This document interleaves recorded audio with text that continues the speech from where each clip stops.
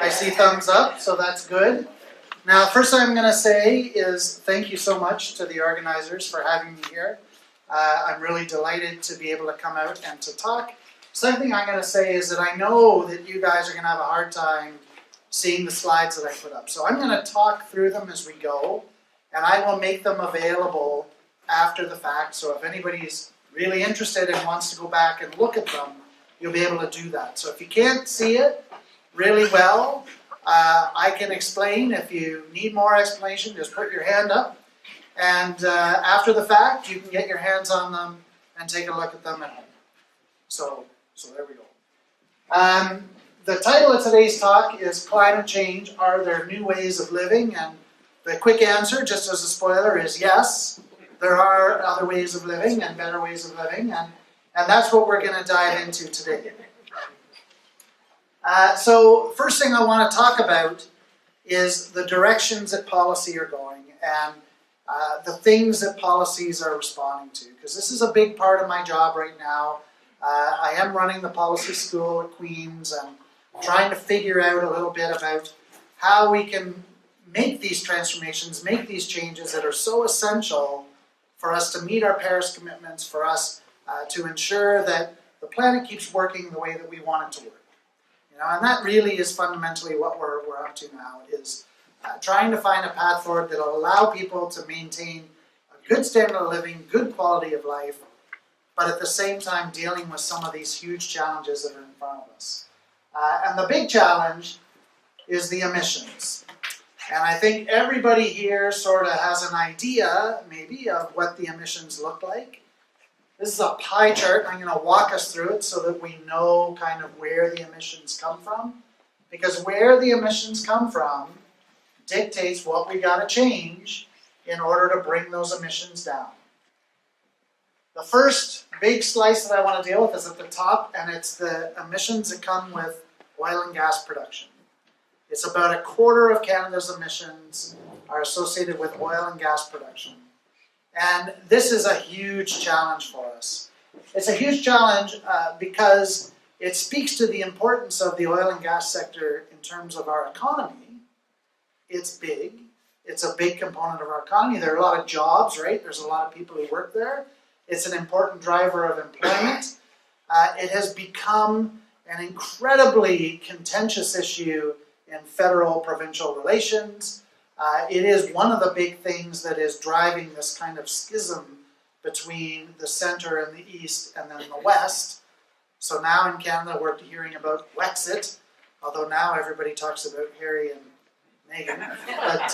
But before that came into the news, it was all about Wexit and the idea that we might have to deal with, once again, a unity crisis in the country, this time being driven largely by the preponderance of oil and gas industry in those western provinces, particularly Alberta and Saskatchewan. And a lot of people will say, well, that's a quarter of our emissions. If we could just knock that out, that deals with a big part of our problem. But, as I'm alluding to here, it's a lot more challenging than that.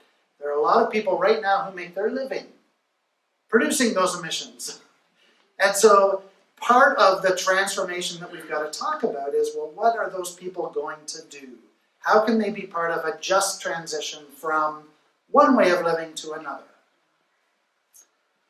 The next big slice, there's 3 of them, they're all in red, and they all talk about transportation. So another quarter of our emissions. By the time I'm done this, we're done half the emissions for Canada.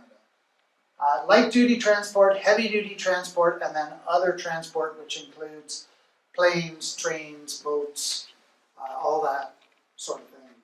That's another quarter of the emissions that are out there. It's how we move around. We're a big country. To get here to speak tonight, I drove for 1 hour and 15 minutes, and I'll drive another hour and 15 minutes to get back home. I like to do it. I'm happy to do it. I drive a very little car. Anybody who sees me drive in, it's a little tiny Chevrolet. It's not an electric car yet because I haven't got to that point where I can justify an electric car when the places that I go often don't have a place to charge. So it doesn't use a lot of gas, but it uses gas. We're not going to stop being a big country. we're still going to have to move around, and there needs to be ways for us to do that. Light-duty transport is one piece. Heavy-duty transport is how our stuff moves around. And that's even more important. You know, there are a lot of goods moving up and down the highway. I was on the 401 tonight, and you know, there was a time when you're driving the 401 in the evening and you don't see that many big trucks, and that time is long gone, as we all know. There are lots of trucks out there. It's the twin impact of Amazon and Walmart.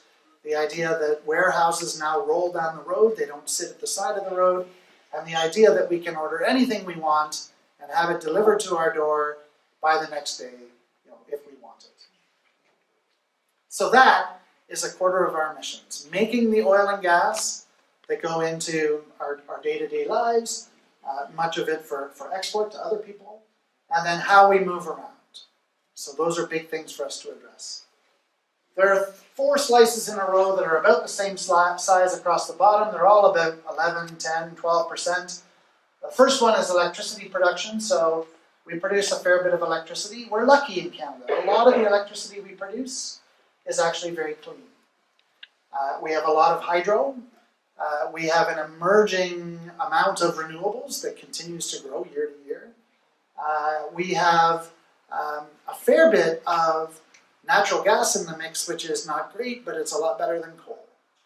We've got 2 provinces where coal-fired electricity is still an issue, and that's Alberta and Saskatchewan. That accounts for the majority of those emissions that are up there. The next slice is buildings. About 12% of our emissions come from heating and cooling our buildings. That is a very sticky thing, because how we keep warm or cool, how we live day to day, what we do with our biggest investment, which is our homes, our living places, that's hard to change. And I think that, you know, if I'm lucky enough to be up here in 50 years giving the same sort of talk, that'll be the big one that I'm still pointing at, because it's very hard to get people through a transition there. It requires retrofitting homes. We have about 12 million individual buildings across the country that would all have to be retrofitted. It's not enough to talk about new builds, because we only build about 250,000 new housing starts every year. So there's a long way to go on the buildings.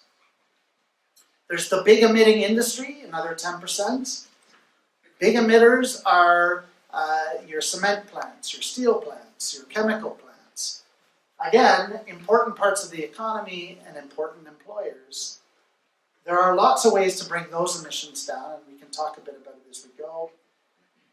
The next one is harder. The yellow slice is agriculture, how we feed ourselves. That, if buildings are difficult, agriculture is almost impossible. It's almost impossible to get those emissions down to 0, because they're not all fuel being driven in a tractor or in a combine. Some of it comes from actually turning the soil and growing the plants and harvesting the plants. And we're going to need food, pretty much no matter what we do. So that is going to be a very difficult set of emissions to deal with. There are practices out there that can help us, and we'll talk about that. And there's a few things at the end: construction, waste management, and then finally coal production, the actual mining of coal, which is about 1% of our total emissions, and would be a relatively easy thing to cut. There's not that many coal miners left in Canada. There are some. They're a loud group, but they're a small group. And so it's something that we can talk about. Altogether, we're at about 716 megatons per year. And 716 megatons means that we sit at about 2% of the world's emissions, with about 0.5%, 0.5% of the world's population. We are big emitters on a per capita basis, but small emitters on the global stage. And of course, that sets up another big policy debate where you have people on the left saying, we're terrible, we're emitting a lot, and people on the right saying, yeah, but if we stopped all of our emissions tomorrow, if we made every sacrifice in the world, it's still just a drop in the bucket compared to the other countries that are out there. So, some of the challenges. Some of our emissions are going up.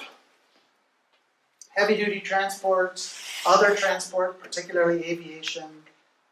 The emissions associated with our buildings goes up regularly, despite the fact that we're better and better at building those buildings. We also are in a housing crunch, and we're trying to build a lot in a hurry, and that means that corners are being cut. We're shifting from single-family homes to multi-story, multi-unit homes. Building codes have not really kept up with where they need to be. Other industry is going up relatively fast. We are a country that for 100 years tried very hard to get into more manufacturing and more of the secondary industries to get away from being hewers of wood and drawers of water.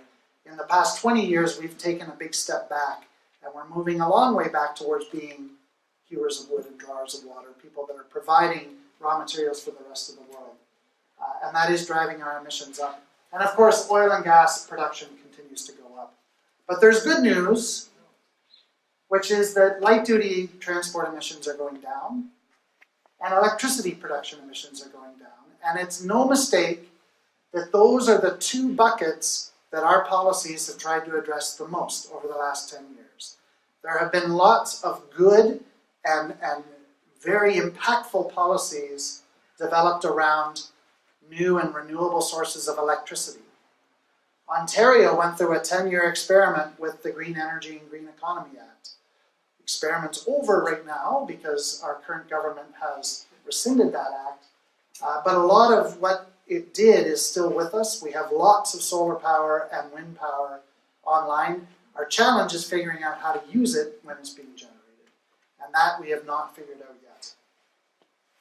Light-duty transport, the way that we drive, it is coming down, and largely because vehicles are becoming much more fuel efficient than they once were, and many people are making the shift towards hybrid or fully electric vehicles.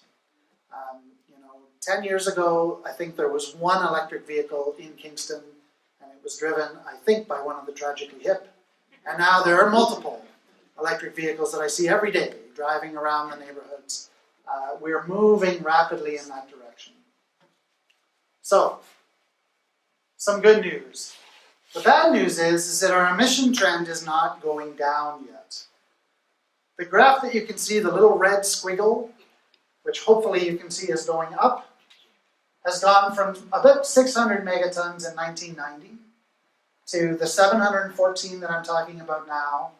And if we keep on trend, we're going to get to just over 1 billion tons, so 1,000 metric tons or million tons per annum by the year 2100. And this is driven by a lot of things. Canada is not a static country in terms of our population. We're growing at a rate of about 1.2, 1.3, 1.4% per year. Largely driven by our immigration, which is good because otherwise we would be an aging and shrinking country, and that would bring its own set of challenges. But people that need more energy, which is driving the emission trends up. We will probably be at 80 to 90 to 100 million people in the country by the year 2100.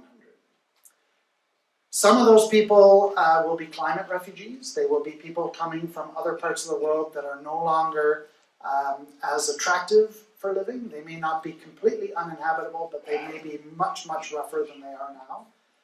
We're already seeing that to some extent. People escaping drought, people escaping places where the productivity has just dropped to the point that it's not worthwhile to stay. And there will be other people that will come because Canada will be one of the countries that probably can weather some of the climate change a little bit better than others. We're going to be, I think, in worse shape than we are now, but not as badly off as some of the other countries around the world. So there's going to be shifts and movement of people into this country. So I've talked about a lot of those buckets, what those buckets look like. Now let's talk about each of them and how we can really start to make a difference and bring those emissions down, because I think that's what the intention is today, to try to work our way through some of those things and talk about how we can make those transitions. And so one of the things that I do with my lab and my group is we do these wedge diagrams. We look at where we are now, which is about 1/3 of the way along that line, 2018, 2019, when the data runs out. And we project out to the year 2100 and we say, okay, our goal is to get rid of all the emissions. We just want to knock them down until we're at zero emissions. What do we have to do to get there? And it's a challenging exercise. It's kind of a fun exercise because you can start to imagine, well, what would you do to really knock those numbers down and get you to a zero emission profile? And I should say that I don't know if we'll ever get to zero. I think we could get close. I think we could get very close. We'll always have some emissions associated with our agriculture. There will always be some emissions that are really too sticky to get rid of. But there's so much that we can do to bring ourselves along that line. So let's talk about what each of those wedges means, and then talk about what it means for you and for people and how we might live our lives. So the first thing that we would do is we would eliminate coal. And you can't read these things, so I'm just going to read them out. So the first little gray line at the top is we're going to eliminate coal, and we're going to talk about what that means. The second thing we're going to do is we're going to electrify all our cars. And we're well on the way to doing that. And the only thing that might change my mind on electric cars would be hydrogen powered cars. And there are some interesting developments there that we can talk about. The third thing we can do is we can shift our trucks to some kind of renewable energy, and we can make some changes in the way that we use those trucks to bring those emissions down. It might be biofuels, that's what I've got written there, but it could be hydrogen and it could be some other new approaches of doing things. The big blue wedge that gets bigger and bigger and bigger is conservation.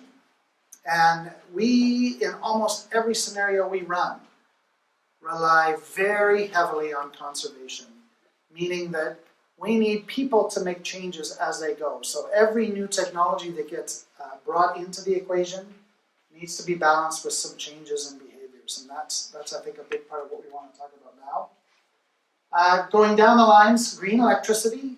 Certainly we will have green electricity, and we will have more and more of that, and that will help to contribute to the emission reduction. But we will also move to net zero buildings. And going to net zero buildings, and we'll get into that, means really a rebuild of the entire building stock across this country, which is a massive undertaking. It is a 100-year undertaking, something that really must start today if we want to get to the end at the end of the century. But it is an undertaking that brings all kinds of benefits, because it is jobs, and it is local jobs, and it is jobs that are skilled jobs, but jobs that will be accessible to a variety of people. And it is an investment in our future. When you think about it, buildings, houses, or buildings like this are going to last a long time. So why not put effort into making them function the way we need them to function? And the last thing down there, and you can't even see it, it's so small, are the contributions that could be made through green agriculture and better forestry practices. And I will say that this is one scenario that I'm showing you tonight, but in the lab, we run this over and over and over again. And so sometimes my conservation slice gets a bit smaller, sometimes the electric cars gets bigger, sometimes the agriculture and forestry piece gets bigger as we experiment with different ideas and different things that we can do. Okay, so eliminating coal. The good news is that I think most people are now on board with the idea that coal as something to burn is not a great thing. We got into coal 200 and something years ago on a large scale at the beginning of the Industrial Revolution. Before that, coal was being burned locally by people that would have access to open coal seams or shallow coal mines. There's some evidence that the Romans used coal to some extent, but not at the industrial scale that we brought in the 1800s. And we brought in coal for a good reason, and that is that the demand for fuel was stripping our forests and stripping the landscape to the point that people were very concerned that all of the forest land would go. Most of England was denuded of forest land. Most of the Baltics were denuded of forest land, and that's partly due to the demand for fuel and partly due to the demand for materials to build ships. So introducing coal as a way to heat buildings and heat your house was a really smart idea at the time. It was actually an environmental idea. It was an idea that was designed to prevent degradation, not to cause problems. And of course it did cause problems. The Great London Fogs, that really had their culmination in the 1950s.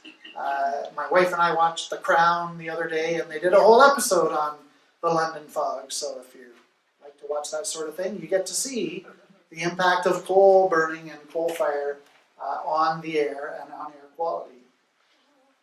We got away from burning coal in people's houses, but for a long time we still burned it in power stations. In Ontario, we phased out coal beginning in the 2000s, and by the mid-2000s, most of our coal-fired generation was gone. By the year 2010, we had taken it all offline, or 2012, I can't remember which year, but we got it all offline. It made a huge impact on Ontario's emissions, to the point that I still see ads on TV talking about how Ontario made such a big contribution to Canada's emission reduction. I think that's the Ford government's way of reminding everybody that we've done our bit and now somebody else has to do their bit. Ottawa knows that we have to take coal out, and so they're aiming for virtual elimination of coal by the year 2030. When Rachel Notley was the Premier of Alberta, she made a commitment to take Alberta off of coal-fired electricity by the year 2030. Alberta being the biggest province that's left burning a lot of coal for electricity. Take Alberta out of the mix, and the biggest one that's left is Saskatchewan. Saskatchewan does not want to get off of coal and has pushed back very hard because they're putting their bet into carbon capture and sequestration. Capturing the carbon from coal-fired generation and sticking it underground. Now, you can do that, and it does work. The demonstrations work, it gets into the ground, but it's very expensive. And in my opinion, it's just cheaper to stop burning the coal altogether. But far be it from me to tell Saskatchewan what to do. There is an issue here. The coal-fired energy generation that Ottawa talks about doesn't include the use of coal in cement plants or in steel plants. And so we still have a problem even after 2030 under this policy. There needs to be more discussion about how to bring those things down. And it's hard to imagine a future where we won't need cement or steel. I've tried, because cement production can be a real problem when we look at our greenhouse gas emissions, and we use a lot of it. I don't think that we can get rid of it, so instead we're looking at ways to bring down the emissions associated with cement production and concrete production, and that's maybe something else that we can bring up in the discussion now. So we're moving away from coal production, and that will take a slice of our emissions away.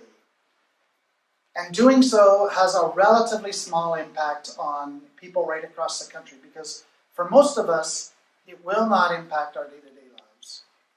If I was doing this presentation in Saskatchewan, there might be a handful of people in the room who would be directly impacted because they are working for a coal mine, or they're working in that sector. But even there, we're talking about hundreds or a couple of thousand of workers, not hundreds of thousands of workers, not the same numbers that we would be dealing with in other sectors. So this is an easy win.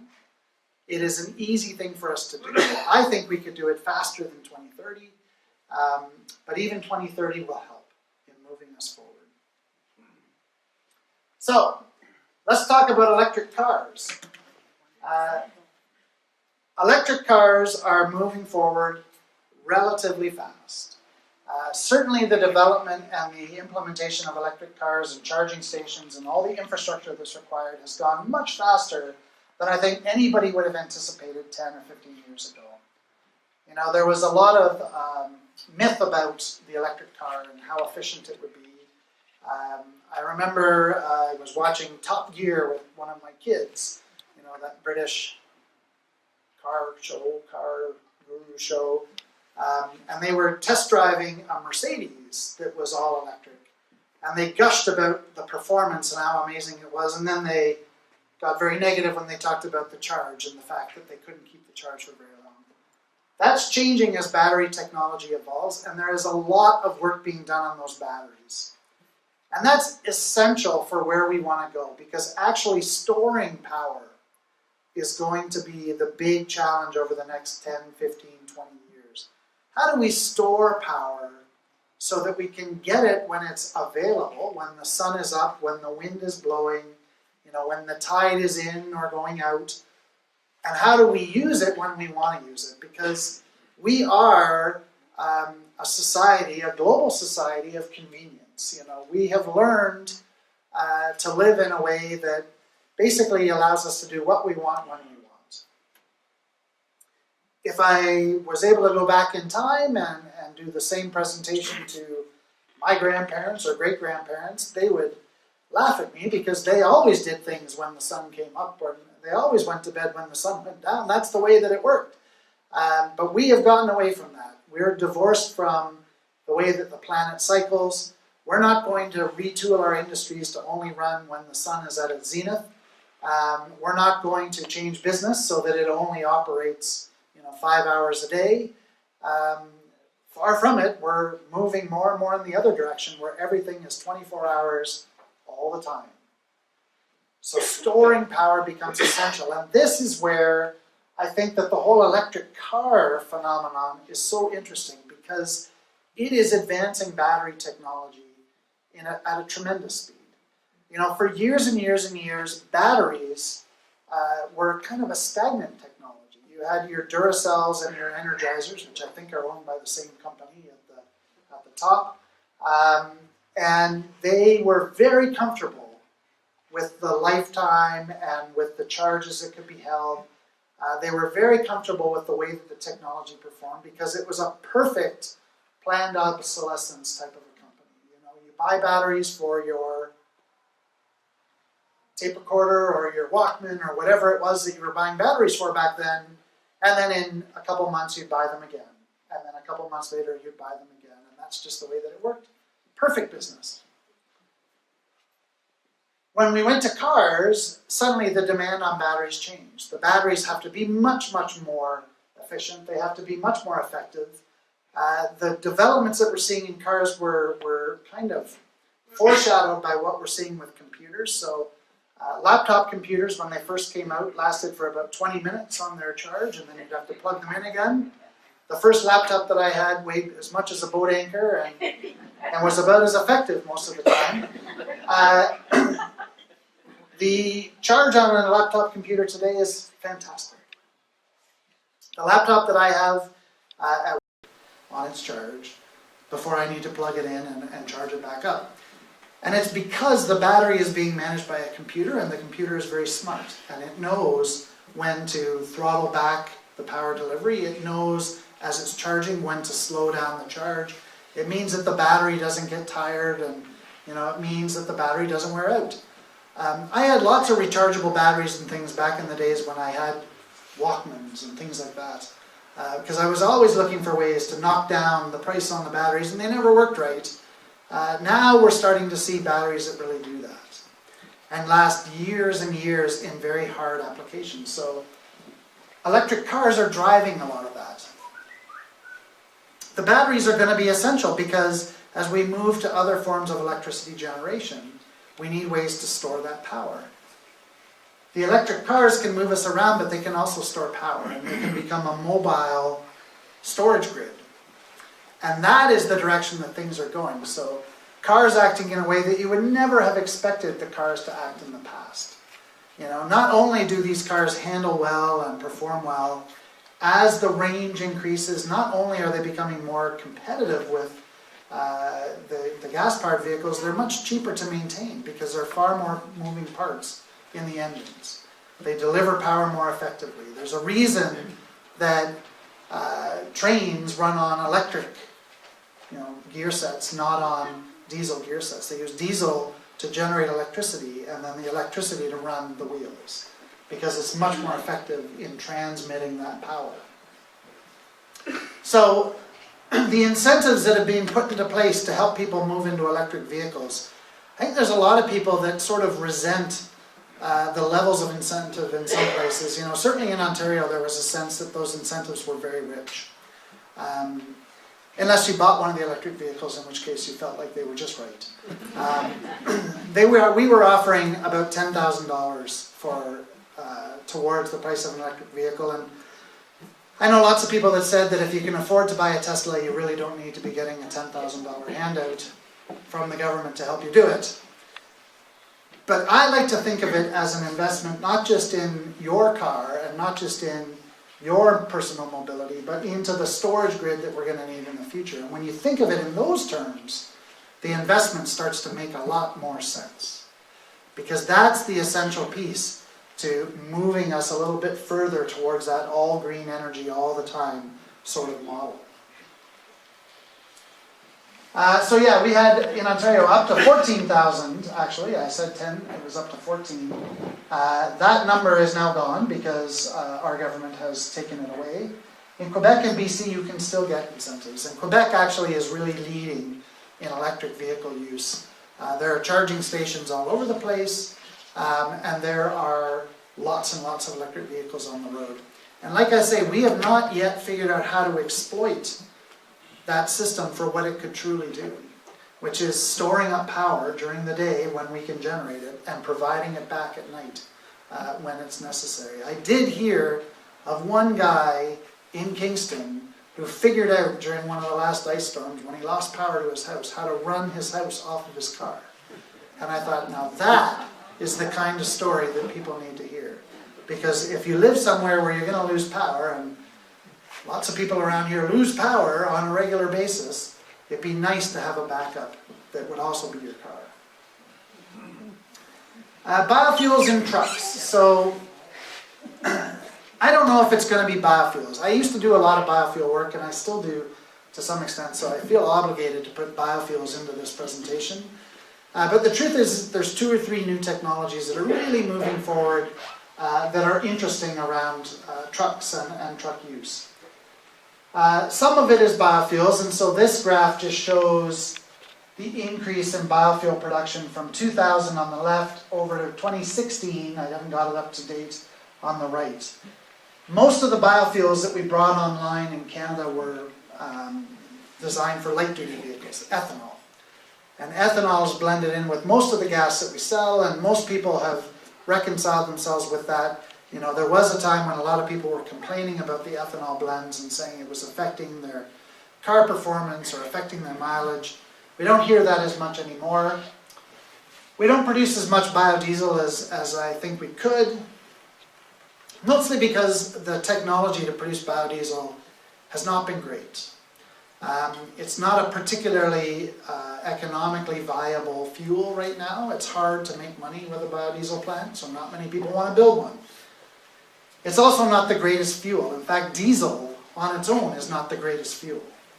Anybody who's had to start an old diesel engine on a cold morning knows that diesel is a difficult fuel because the viscosity increases and you end up with a very sticky, sludgy fuel until the engine pan warms up and until that engine block is really where it needs to be.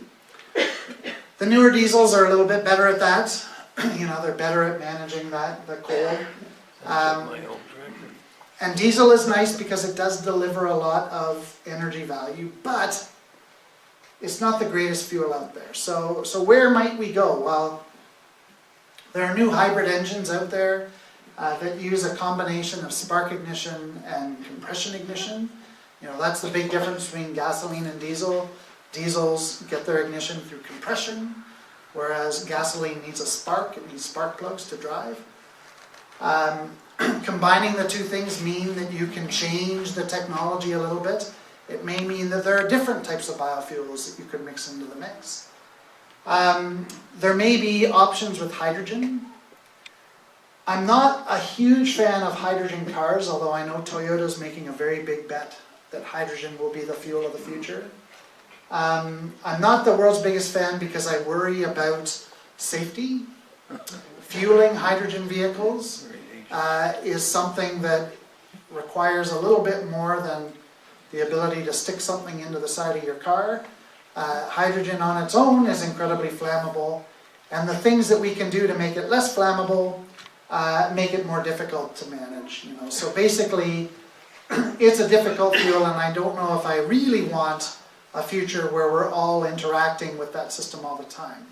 But if it's on the heavy-duty side, if it's for trucks, and if you have dedicated truck stops that are filling up, and you have vehicles that are designed with all the safety in mind, then I think that we could go towards hydrogen in trucks, and that could be a big help towards cutting down the emissions that are associated with the trucking sector.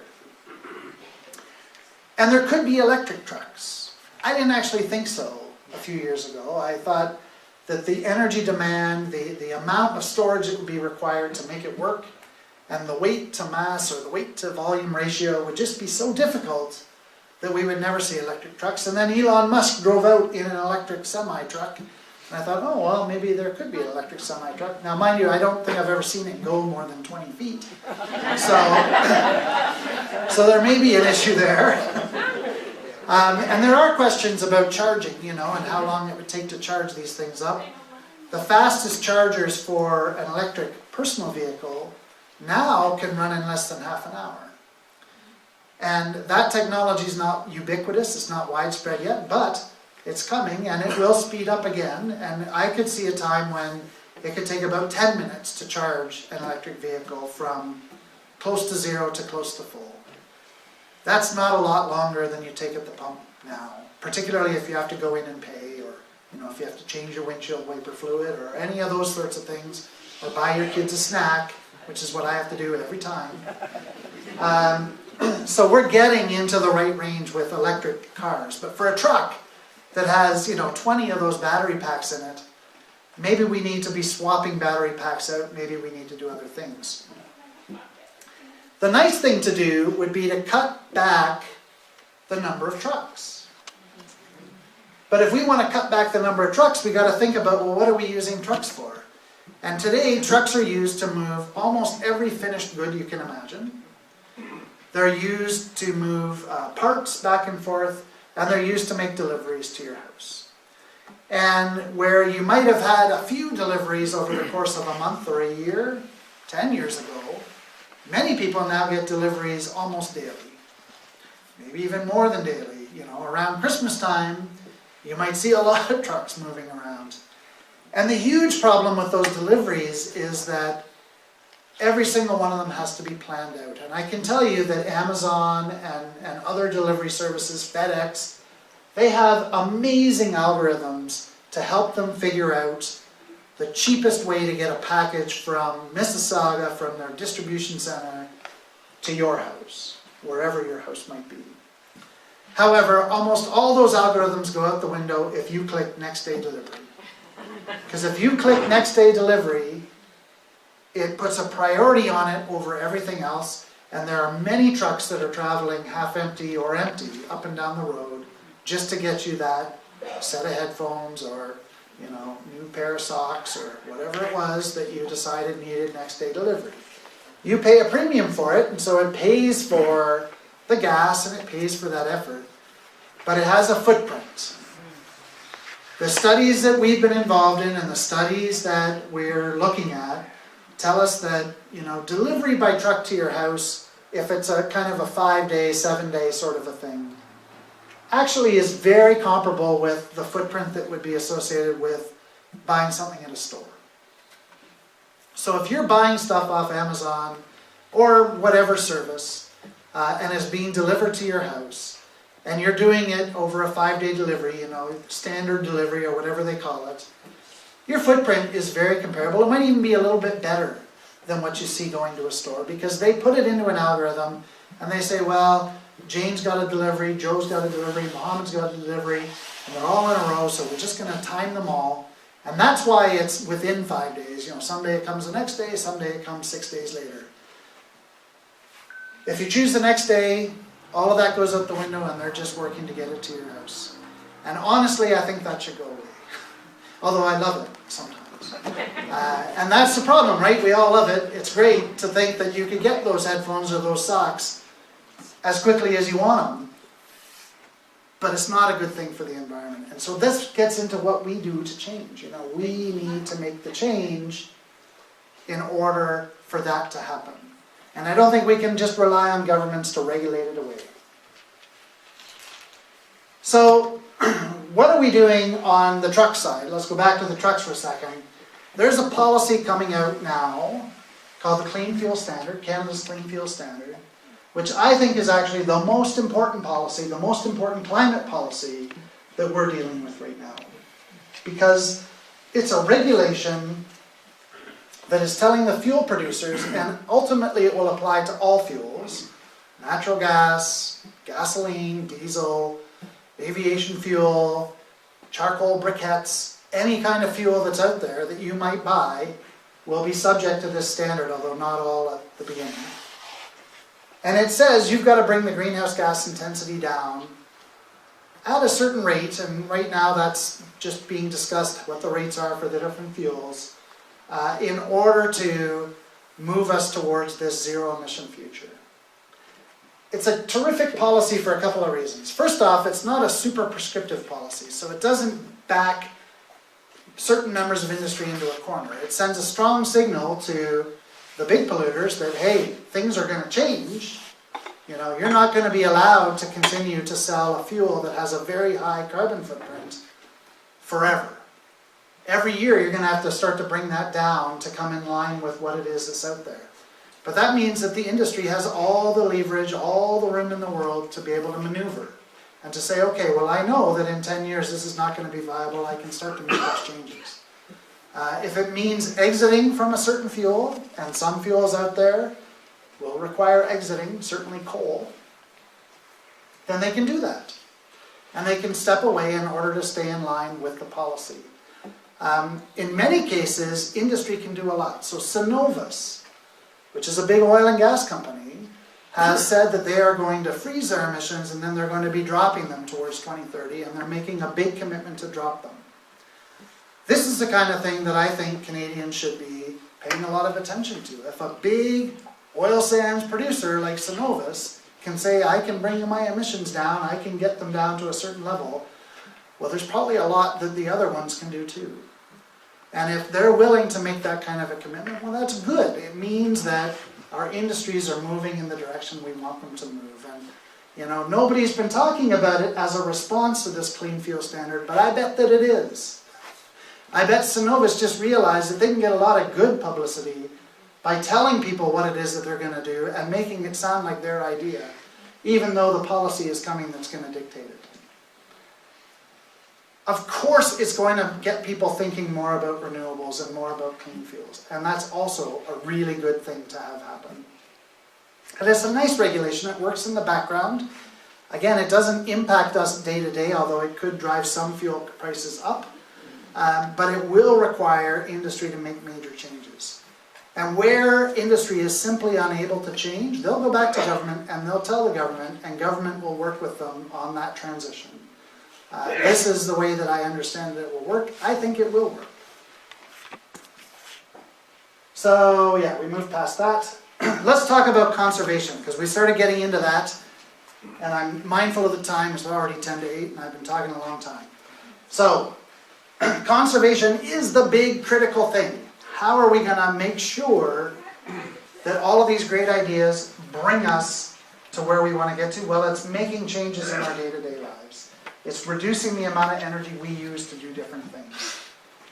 In this particular simulation, we calculated that every Canadian would have to reduce their energy use 5-fold.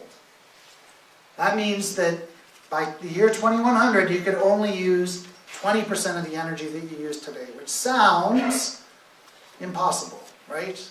It sounds impossible to me. And I thought, well, this is a lot to ask. This is a lot to ask Canadians, you know, to make this kind of a change. And then I started remembering a few things. So the first thing I remembered is that in Europe, where I would not argue that the standard of living is much different than what we want, where we are today. They use about 1/3 the energy that we use on a day-to-day basis. A big part of that is the fact that they live closer together. And their cities are more compact. And they were built before cars and buses, so therefore things were just built closer together, and so it's just easier for them to live that way. But it's possible. So I remember that. And then I remembered that if I install LED light bulbs in my house, I'm actually reducing my energy use for lighting by 5 or 6-fold, depending on the wattage that I'm using, depending on where things are going. So I'm actually, in little ways, starting to achieve that 5-fold reduction already. And it happens with everything. Like, most people now have transferred their TV from the old cathode rays, the big boxes, to the thin screen TVs. A thin screen TV uses a lot less energy per square inch, or square centimeter I should say, than the old cathode rays did. And they look a lot better. And so our energy use with TVs have gone way down, except that the TVs got way bigger. So actually they sort of stayed the same. But the amount of energy driving every square inch, or square centimeter, has come way down. And the TVs are getting more and more energy efficient. That's just one appliance. There's lots of appliances out there that now have some kind of energy saving, energy reduction sort of thing in it. Fridges will cycle in different ways at night than during the day. They've got computers to tell them, when they need to really focus on cooling and when they don't. We've got washing machines that can be much smarter about when they're using hot water or not. There are lots of technologies that are going to help us make that 5-fold reduction. But a big part of it is going to be changing our day-to-day activities. So how we choose to heat our houses, how we choose to move around, what our diet looks like, those are all things that are going to impact that final footprint. Technology will get us a long way there. Like, we will have cars that are much more friendly to the environment. We will have the ability to build houses, we already have it, that are essentially zero emission. It costs money to get there, so there's a big investment. And I would argue that government has a very big role to play there, because it's an investment not just in today, but in a long-term future.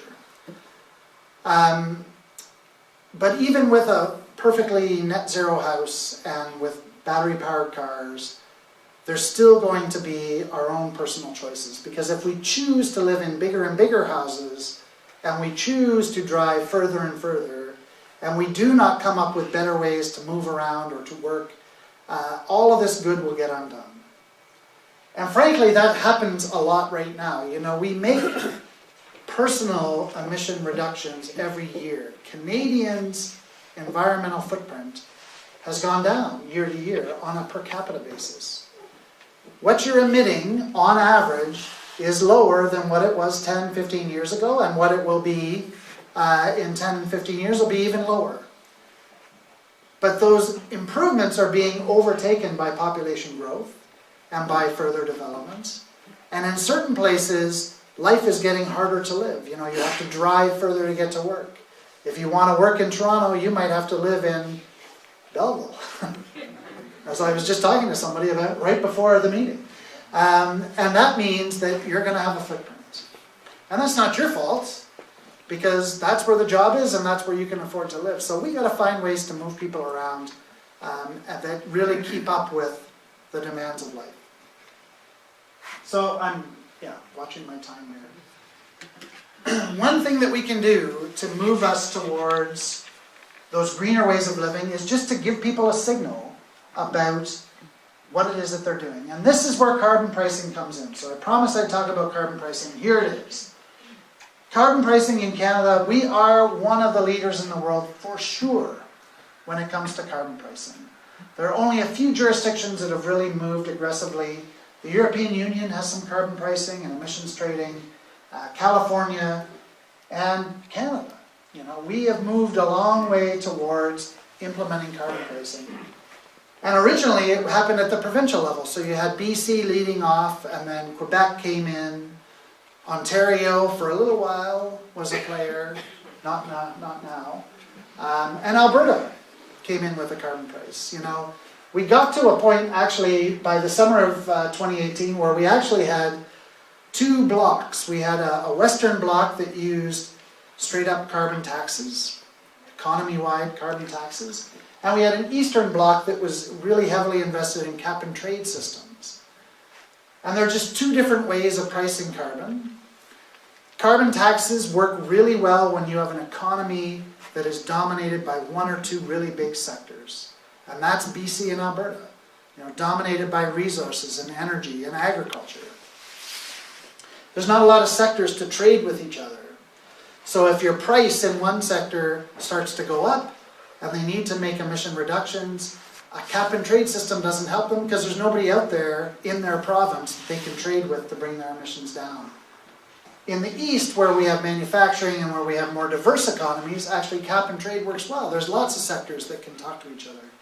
So we had this kind of nice thing going on in Canada where the west was solving their problems using a straight up tax, and the east was solving their problems using a cap and trade system.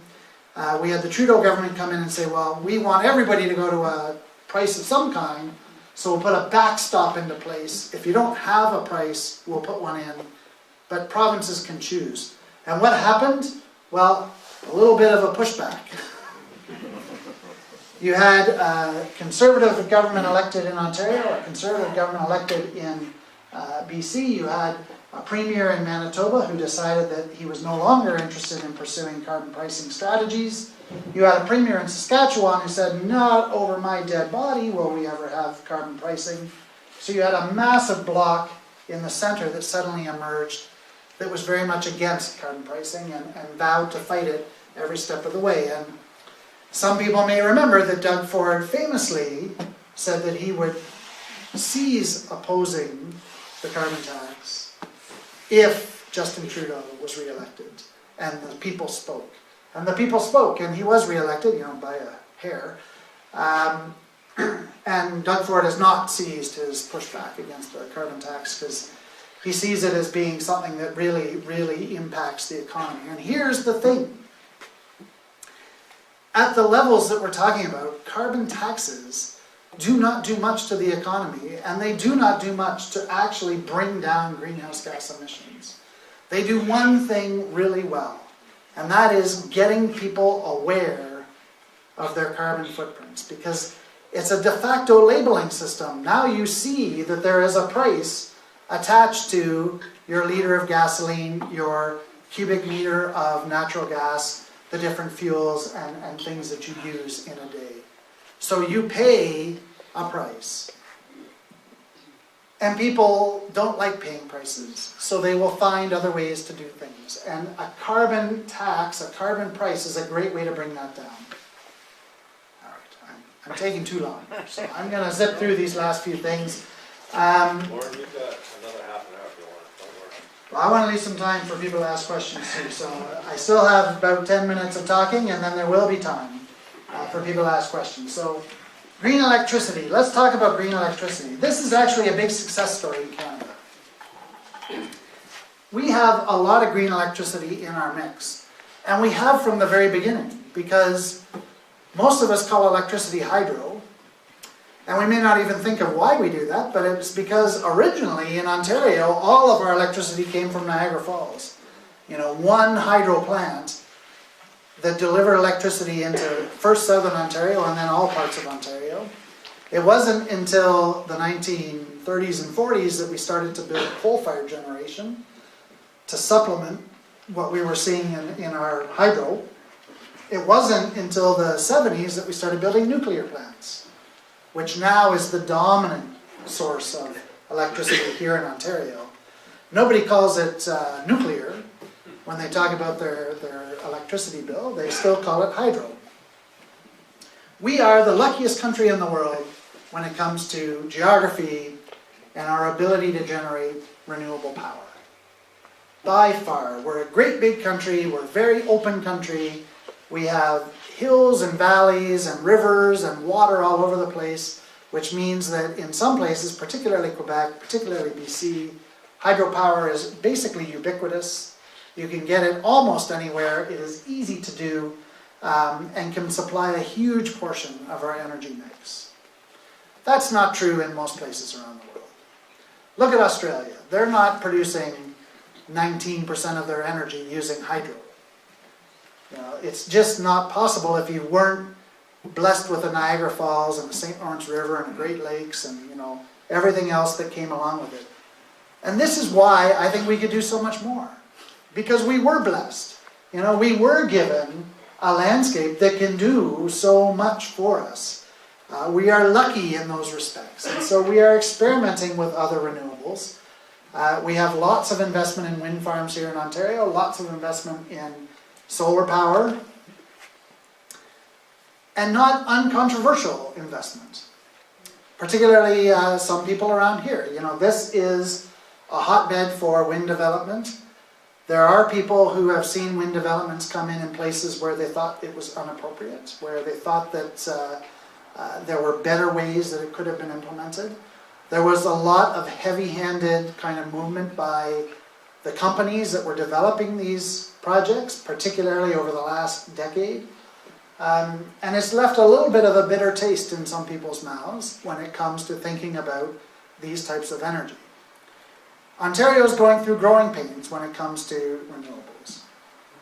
However, we're also seeing some of the benefits of the implementation. So the price that's associated with delivering electricity from renewables, not what we're paying. That's a different thing.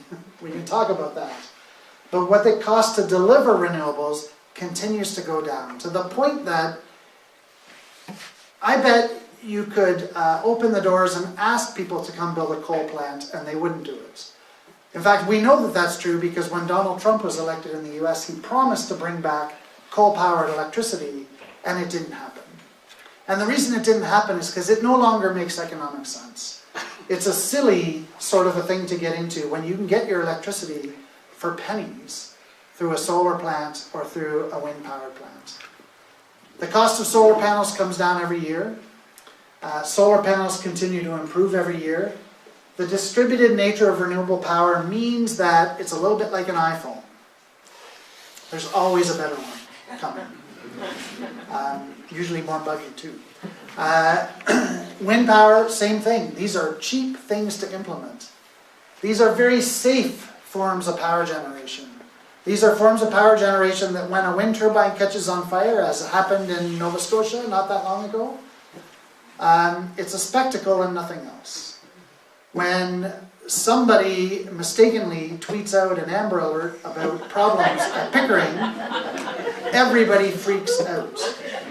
A little bit. You know, I was thinking, this is not a good way to start a Sunday morning. Renewables are becoming the way of the future simply because it is the most cost-effective and best way to generate the power that we need. Having said that, there's a whole lot of problems with the way that we're doing it, right? I don't like the idea that we're just going to throw these wind farms or solar farms across the landscape kind of higgledy-piggledy without really a good, solid strategy of where they go. You know, I would love to see solar panels in every city across the country. I would love to see buildings coated in solar panels, and yet the pricing structure, the policy incentives that were in place, they're no longer there, but that were in place, didn't really favor that. You know, and when we did put them into place, they were far too rich for what it was that we were getting back. You know, when the Green Energy and Green Economy Act started, we were offering 80 cents a kilowatt hour for small-scale solar. It's not a bad loss leader when you think that there's not that many people that will actually do it, but it's not a long-term strategy. It's a loss-leading strategy. It's like offering the first 100 at half price so that you get people through the door, and then you bring the price back in line with where it needs to go. Green electricity can go a long way towards bringing those emissions down, but we'll never produce huge amounts of it, at least not in the scenarios that I've been running, because again, we need to balance that electricity production with better and more efficient ways of using it. And we are moving in that direction. You know, it's not uncommon now to have houses with light sensors so that when you're in a room, the house knows and the motion sensors come on and the lights come on, and when you leave, the lights go off. Of course, it's really annoying if you're like me and you're working at your desk and then the lights just go off. And you have to do this and wave around in order to get the lights back on. But you know what? That's an engineering problem. That can be fixed. That is not the end of the world, and it's a small price to pay for not having to worry about lights being on all the time. Saves a lot of power over the course of a year, over the course of a lifetime. So we're going to see a lot with that, but the big problem right now is storage, and that brings me back. It's come up several times in the talk. We need lots more ways to store power because wind and solar only come at certain times. Now, with solar, it's predictable because we know when the sun's going to come up and we know when it goes down. Even flat earthers believe that the sun comes up and down. With wind, it's a little bit more difficult, and we can have very windy weeks and very still weeks. And, you know, we need storage that can help capture all that power, because right now in Ontario, although we have a lot of wind installed, and we have a fair bit of solar installed, when you watch the electricity generation through the day on the IESO's website, there's only certain times when the wind pops up or when the solar pops up. And it's because we're simply not able to store it for when we need it. And so that's our big challenge with the green electricity. It's not that we need to generate so much more. It's that we need to be able to use everything that gets generated when we need it. Lots of plans, canceling wind farms, that's the sort of thing that's happening now. I'm not going to spend much time on that. I want to get to my last little piece, which is about net zero buildings. This is the hardest thing that we have to do. The buildings that we have now across the country, and again, we have 12 to 15 million individual buildings across the country that all need retrofitting. And in some cases, retrofitting may not be enough. Bulldozers might be what we're really talking about. Although there's other problems with that. But anyway. A big challenge that we have is that more and more and more of our construction is moving to multi-story, multi-unit housing. And that's not surprising. People, first off, they want to live in cities. There is a big movement towards urban lifestyles. Younger people particularly seem to want that. And they want the kind of lifestyle where they don't have to drive and commute a lot. So that requires us to squeeze a lot of people into relatively small areas. This is the form factor that does that. Makes perfect sense. The problem is that these buildings, for the most part, are not all that energy efficient. If you've ever been in a tall, glass-faced condo at the middle of the day, you know that the sun comes in and the room heats up and the air conditioning kicks on and people close their blinds and wish that the sun would go down, and then the sun goes down and the heating kicks on and people open up the blinds and kind of wish that the sun would come back. They're not designed, for the most part, there are good exceptions, to be really energy efficient. On a per square foot basis, they're not too bad, but they could be so much better. And there are new designs coming that are really exciting. So this is a picture of Brock Commons at UBC, which is a student residence built almost entirely out of wood. Building out of wood is exciting because it's very low embodied energy. It doesn't take as much energy to build it. And very high embodied carbon. Of course, it's a student residence because we try these things out on students first. The big concern that everybody always has is fire. And those of us that live in Kingston or near Kingston remember, 8 years ago when we had, 6 years ago, whatever it was, when we had the big fire on Princess Street of the wood frame building that Jay Patry was building, which is now complete and people are living in it, so it is functional.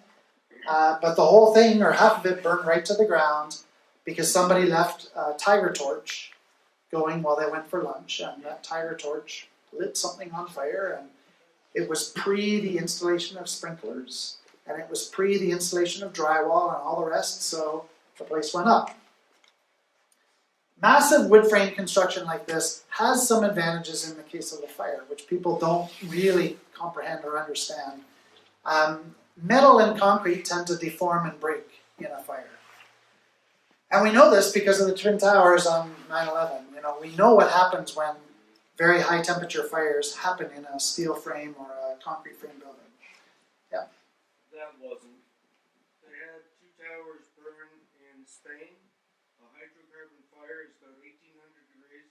That is well below the melting point of steel. If you watch the footage, you see the little puffs coming out. That was a controlled demolition. I'm not going to get into that. That can be something for discussion later. But we do know what happens, and there are lots of examples of metal deforming in fire and bending and collapsing. And I'm talking now mostly about warehouses and that sort of thing, because that's where we've seen the vast majority of those types of fires. Wood chars on the outside. So big wooden beams will char, but the inside will stay strong. Afterwards, it would have to come down and be rebuilt or be replaced. But during the event of the fire, they do hold a lot of strength. And there is some advantage to that. And of course, when you build these things, you build them with lots of fire retardant materials, lots of sprinklers, lots of ways to offset any risk of fire. We need to move towards some cleaner, lower energy, better way of building these tall buildings. We're not going to get away from tall buildings. People are going to have to live in them because the population of the planet continues to go up. 7 billion people, 8 billion people. You know, although population growth is curving down, we haven't yet reached the full plateau. And so we're going to have to house these people somewhere. We might as well do it in really energy efficient buildings. But retrofitting is challenging. Anybody who's done a home renovation knows that retrofitting is hard. I live in a 110-year-old house in Kingston. It badly needs retrofitting.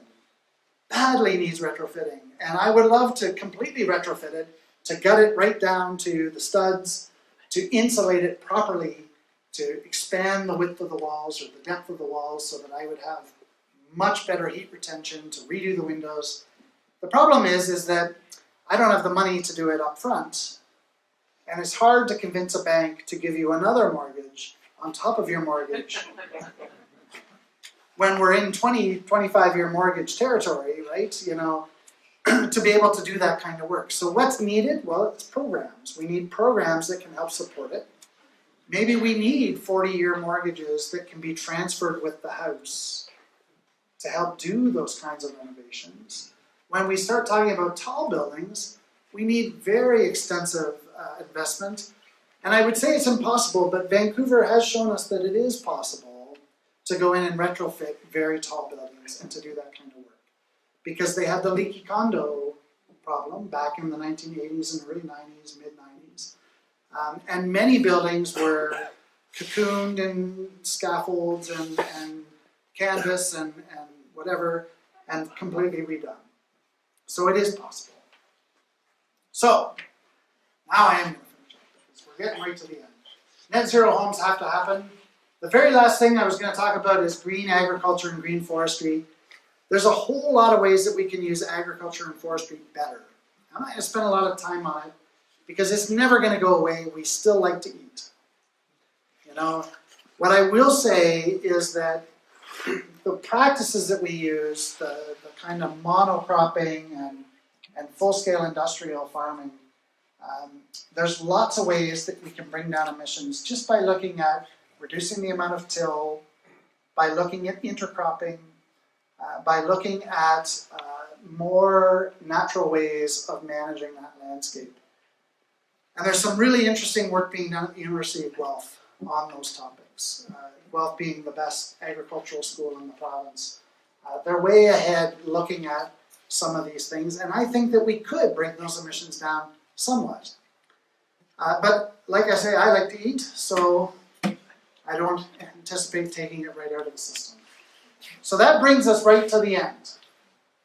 I've gone through kind of 7 action plan items, and I've talked about the relationship to what we do and how we live. I think that it's a very doable thing. I think this transition is very doable. I think that there are a couple of forces working in our favor. We have technologies that are moving that are really exciting, that are going faster than we ever thought it would be possible. But it would be folly to think that technology alone is going to save us. We are going to have to change the way that we live. We're going to have to make some active efforts to bring those emissions down. We are going to need to make a concerted effort to do this because some of these transformations will take a century. They will take a long time, and there's nothing wrong with that if we start now. But it's just like telling your kid to start doing their homework. If they start to do it now, it'll be finished a lot earlier than if they leave it till tomorrow morning. So let's get on it now. Let's see how far we can go. And I have huge optimism that we can get to where we need to be. So that's where I'm going to stop. 8:15, that's not too bad. And it leaves us time for questions, right?